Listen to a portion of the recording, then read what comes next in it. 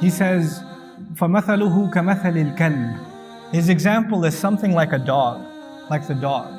That's already offensive as it is. Because a dog is one of the creatures that can, on the one hand, have loyalty, but Allah is going to describe, He's talking actually about a rabid dog or like a stray dog. We're going to see that from the language itself.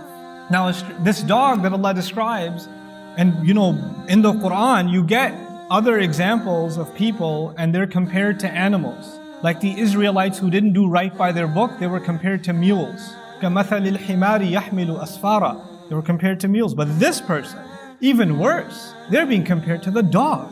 And then what does He say about this dog? He says, إِن تَحْمِلْ عَلَيْهِ يَلْهَثْ.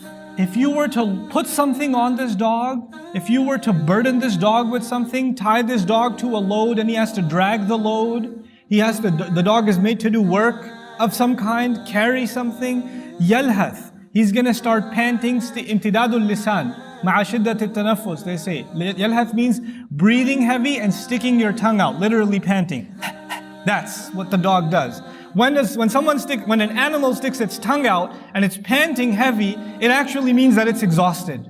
So Allah says, very specific language. He says if you put a load on it, it's going to start panting. وَإِن تَتْرُكْهُ. And if you were to leave it alone, يَلْهَث. It'll start panting, it'll keep panting anyway. It'll stick its tongue out and drool anyway. What in the world does that mean? What does that have to do with you and me and a person who had guidance?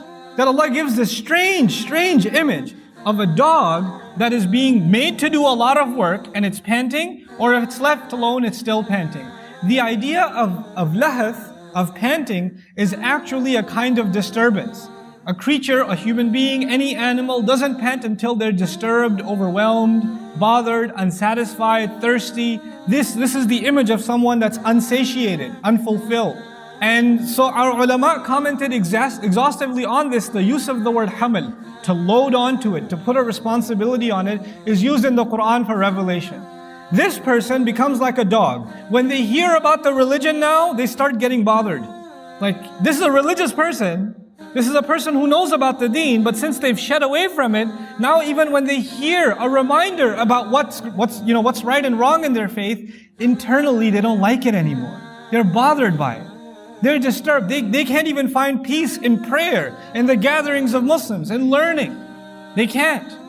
And so they want to get away from this company and they want to slither away to some dark company, some bad environment. But when they go there, of course, they're still disturbed. They were hoping they could leave this place and find peace somewhere else. They don't find peace. Others have said this has to do with their unsatiated thirst. Like when they become worldly, then Allah Azza wa Jal makes their thirst for the world unending. Shaitan got behind them, they allowed shaitan to get behind them, and now basically shaitan makes them want to consume and consume and consume, even if there's no more to consume. What in the world does that mean? It actually means a person who's, for example, they get obsessed with money. They get obsessed with desire, with lust. They get obsessed with food.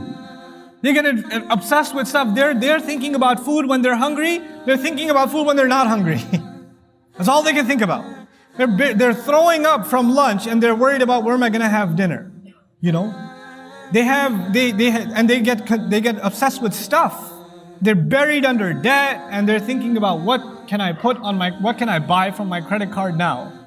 What more can I get? People become indulged in unhealthy things and they can't stop themselves, like a dog can't stop itself from panting.